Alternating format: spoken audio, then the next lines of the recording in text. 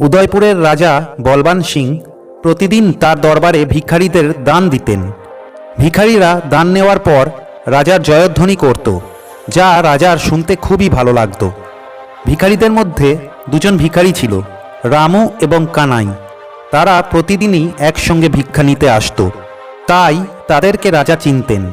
ভিক্ষা নেওয়ার পর রামু বলতো, রাজা আপনি মহান। আর ভিক্ষা নেওয়ার পর কানাই উপরের দিকে হাত তুলে বলতো, ভগবান আপনি মহান।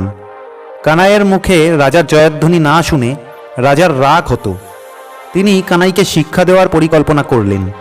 পরের দিন রাজা নিজের যাতায়াত করার পথে এক কলসি মোহর রেখে দিলেন এবং দান দেওয়ার পর রামুকে বললেন তিনি যে রাস্তা দিয়ে যাতায়াত করেন সেই রাস্তা দিয়ে যেতে, এবং কানাইকে কিছুক্ষণ পরে যেতে বললেন। রামু এটা ভেবে খুব খুশি হলো যে রাজা যে পথে যাতায়াত করেন আজ সে সেই পথ দিয়ে যাচ্ছে, আর তাই সে চোখ বন্ধ করে চলতে লাগলো। কিছুক্ষণ পর কানাইও সেই রাস্তা দিয়ে গেল এবং কিছু দূর যাওয়ার পর সে এক কলসি মোহর পেল। পরের দিন আবার রামু এবং কানাই ভিক্ষা করতে আসলো।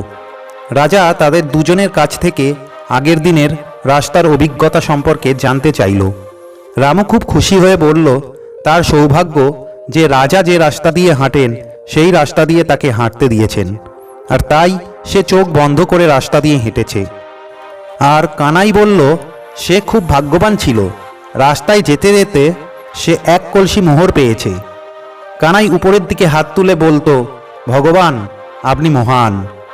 পরের দিন দানে রাজা রামুকে একটা বড় তরমুজ দিলেন, যার মধ্যে অনেক সোনার মুদ্রা ছিল, আর কানাইকে প্রতিদিন যা দেন তাই দিলেন। রামু ওই দান পেয়ে ততটা খুশি ছিল না। রামু বাজারে গিয়ে ওই তরমুজটা বিক্রি করে দিল।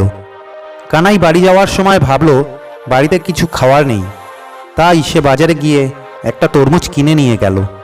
কানাই বাড়ি গিয়ে তরমুজ কেটে দেখল তার ভিতর অনেক সোনার মোহর আছে। সোনার মোহর পেয়ে কানাই খুব ধনী হয়ে গেল। পরের দিন রামু একাই রাজার দরবারে ভিক্ষা করতে গেল। রামুকে একা দেখে রাজা খুব অবাক হলেন। রাজা রামুকে কানাইয়ের কথা জিজ্ঞাসা করলেন। রামু আগের দিনের সব কথা বলল, কিভাবে কানাই তরমুজ থেকে অনেক সোনার মুদ্রা পেয়েছে। তাই কানাই খুব ধনী হয়ে গেছে, আর সেই জন্য তার আর ভিক্ষা করার প্রয়োজন নেই। রাজা সব বুঝতে পারলেন এবং তার ভুল ভেঙে গেল। রাজা দুই হাত উপরের দিকে তুলে বললেন, ভগবান আপনি মহান, আমাকে ক্ষমা করে দিন, আপনিই সবার দাতা।